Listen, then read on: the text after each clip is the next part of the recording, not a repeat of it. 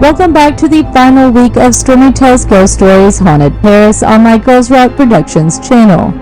In this week's video, we will be visiting an ancient mountain range in western Brittany, a lighthouse where the keepers are driven insane, a house where the blood is dripping from the walls, and the Basilica dedicated to Joan of Arc, Le Mont d'Arrêt, the Tevennec Lighthouse, the Bleeding House of St. Quentin, and the Bois-Chenu Basilica.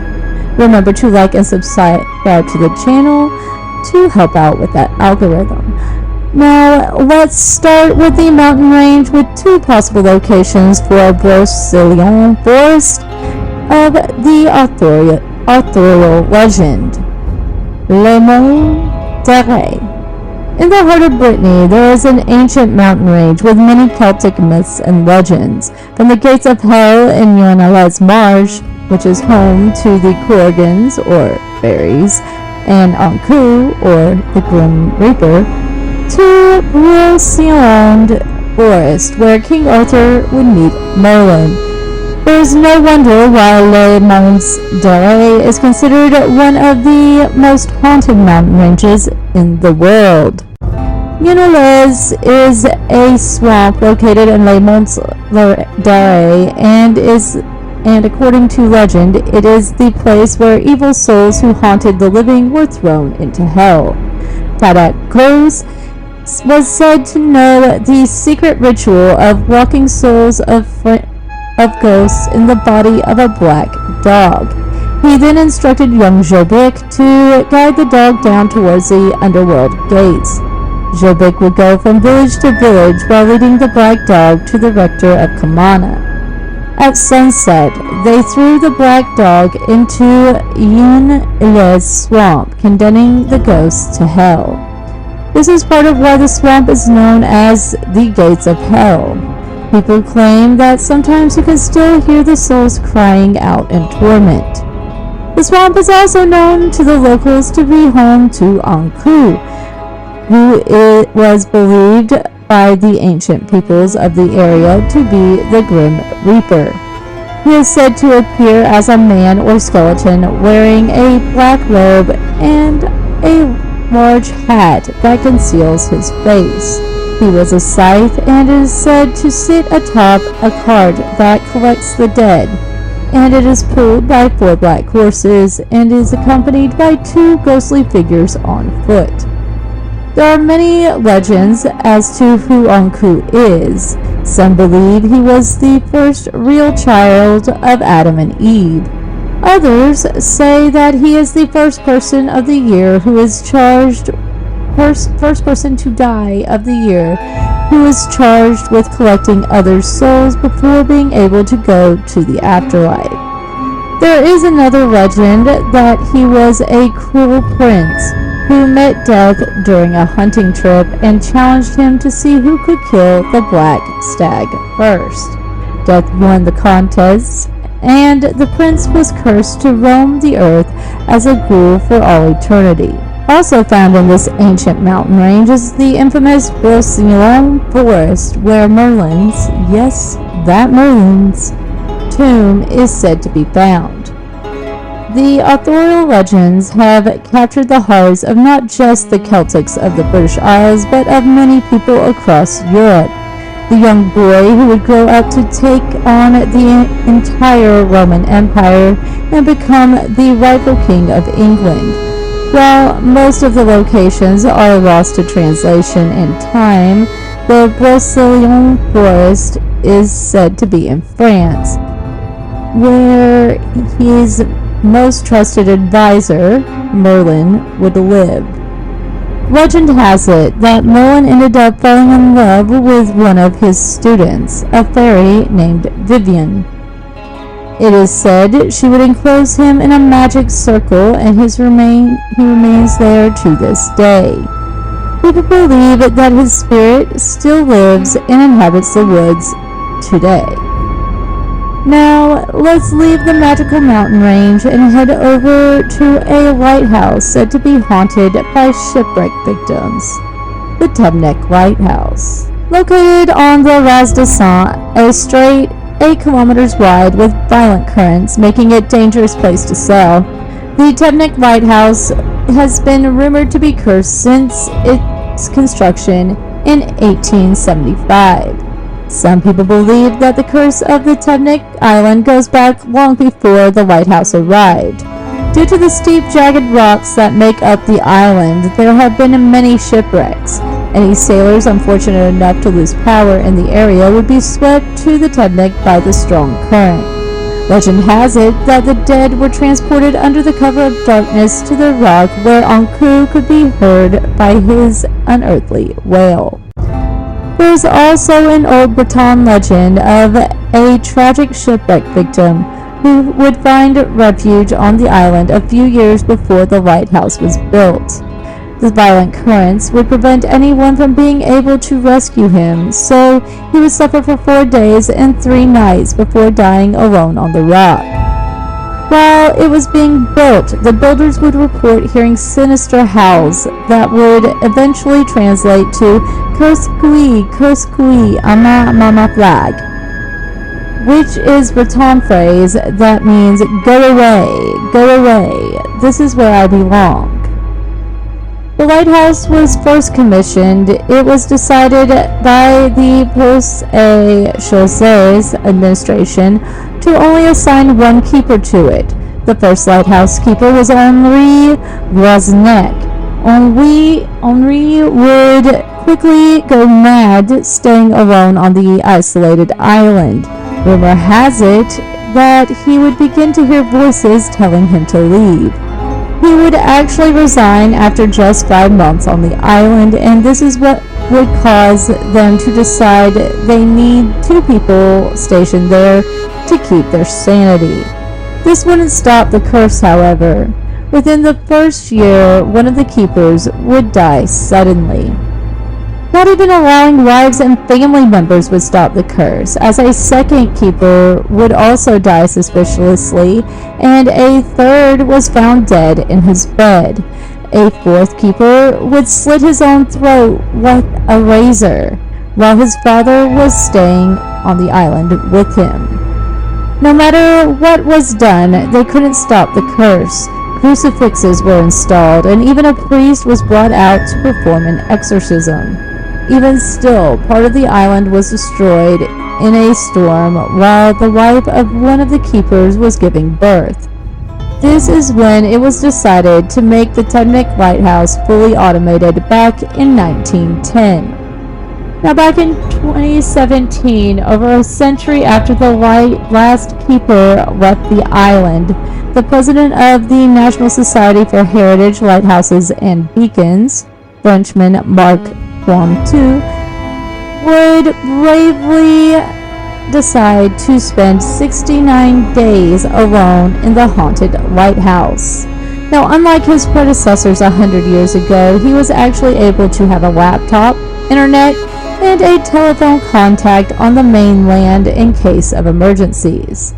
Quentin was able to survive his stay, and he is now in the process of trying to turn Tevennec into a permanent residence for someone other than the infamous Ankou.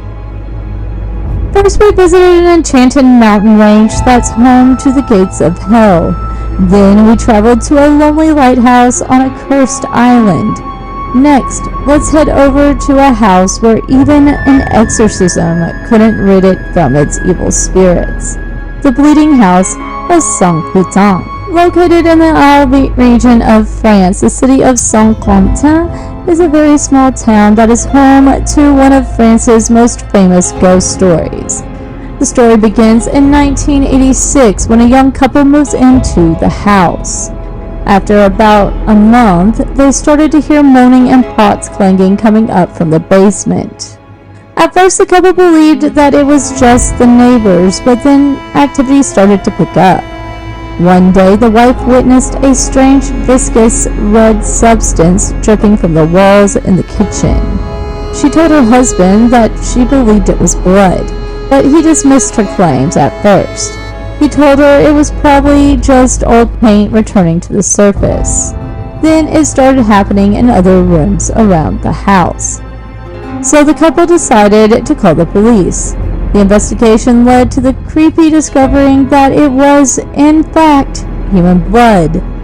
The couple decided to leave the house for a week and poured flour on the floor, hoping to catch a prankster. When they returned home, there were no footprints in the flour, but the walls of the house were all covered in blood. A priest was even called in to give his opinion, and his verdict was that this was the work of a demon. He stated the house should be demolished at once. When the house was torn down, the crews found the bodies of 50 German soldiers from World War I buried beneath it. There is now a new house built on the property there today. The current owners have not reported any other activity. From an ancient mountain range to a lighthouse surrounded by death, to a house built over a mass grave. Now, let's go ahead and head to our final stop, a basilica said to be haunted by the French hero Joan of Arc. Bois-Chenu Basilica. The Basilique du Bois-Chenu was originally built in 1881. Close to the place where Joan of Arc was said to have started hearing voices in the hills where she was herding sheep. These were the visions that would eventually lead her to join the 100 Years' War and fight the English. It would actually take a long time to build the basilica, as it wouldn't be finished for another 45 years in 1926. Since Joan of Arc wasn't made into a saint until 1922, the basilica was originally meant to be dedicated to St. Michael. Now, since the building of the basilica, many strange events have been reported in the church and are attributed to the saint it was dedicated to. Joan of Arc was a young French girl who would become a heroine and the patron saint of France. She would fight the English in the 100 Years' War and then was burned at the stake for witchcraft. She was born into a peasant family in Domremy in northeastern France during the middle of the Long War. While she didn't read or travel much, she was considered very intelligent and well-spoken, so much so that she was able to convince the King of France, Charles VII, that she was the chosen one. Around the age of 13, in 1425, Joan would begin to have visions from the Archangel Michael, who told her that she was the one chosen to be guided to help save France from English attacks. Whether this is true is still debated to this day, because during Joan's youth, there was a prophecy circulating in the French countryside that was based on the visions of Marie Robin. This prophecy promised that an armed virgin would come forth to save France from the English. Marie Robin was also known as Marie of Gascony or of Avignon. She had arrived in Avignon in 1387 on a pilgrimage in the hope of being cured of an illness. Even Merlin from the Arthurian legends stated that a virgin carrying a banner would put an end to France's suffering. Joan of Arc claimed to be this promised maiden, reminding people around her that there was a saying that France would be destroyed by a woman, but would be restored by a virgin. Now, the only thing that remained was to make the people believe that she was that virgin. She would claim to be under God's guidance and would become a military leader despite her gender and social status. She would also gain recognition as the savior of France. Her arrival had already been predicted by multiple so-called prophets before her, and she came at a time when France was in much turmoil and needing the hope in a hero or heroine. After convincing Charles VII, he would send the 17-year-old to fight in Orleans. The battle was a French victory and helped boost the morale of the troops, and the 100 Years' War would end in a French victory decades later.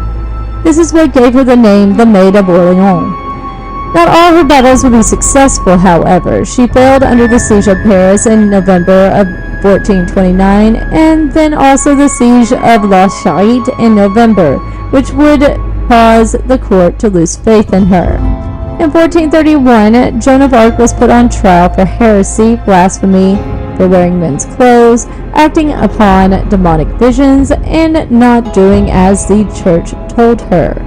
She was declared guilty and burned at the stake on May 30th, 1431, at just 19 years old.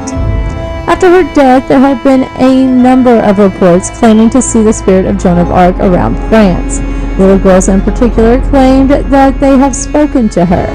There have been several claims that people have seen her ghost close to Bois-Chenu Basilica, as well as around her childhood home, where she was born, and the church she attended and started having visions in.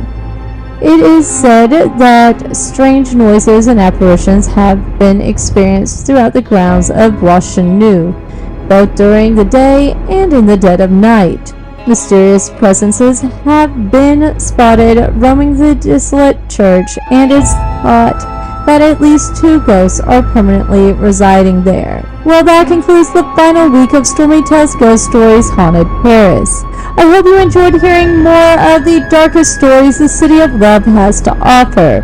From a mountain range said to be home to many Celtic legends, to a lighthouse that sits on an isolated island, from a house that was cursed by German soldiers, to a church that's still visited by France's patron saint. Remember to like the video and subscribe to my channel to boost it in the algorithms. Don't forget to check out some of my other playlists while you are here. On Stormi Teaches Music, I release a cover video on Mondays at 6 p.m. Eastern, and a video of me teaching the song covered on Wednesdays at 6 p.m. Eastern. You can catch a live stream of the lesson on Wednesdays at 9 a.m. Eastern on my Patreon. On Stormi Does Arts playlist, I have some partial videos of the live stream you can get on my Patreon for the gold tier or higher. These streams are daily at 1 p.m. Eastern. There is a link to the Patreon in the description box and comments below. Finally, check out Stormi Talks True Crime for some of the most heinous crimes in history. New videos are posted on Thursdays at 6 p.m. Eastern. For anyone who wants to make a one-time donation to the channel to help it keep running while I'm building my audience, there is a QR code to my Venmo and CashApp on the screen. There is also a link to both in the description box and comments below. If you are ever in Wilmington, North Carolina area, sign up for the Wilmington Ghosts Walking Tour or the Wilmington Spirits and Spirits Pub Crawl with U.S. Ghost Adventures. You can have me or one of our other talented guides show you around our historic downtown and hear some of the darkest stories the beautiful city on the beach has to offer. While you are visiting, if you decide you want to stay or buy a vacation home, check out my Moving to Coastal Carolina channel and contact me, as I am a licensed realtor in the southeastern North Carolina area. Tune in next week at 6 p.m. Eastern for the next video on Stormi Tells Ghost Stories to see which city we are visiting next. Until then, have a great rest of your week and stay safe.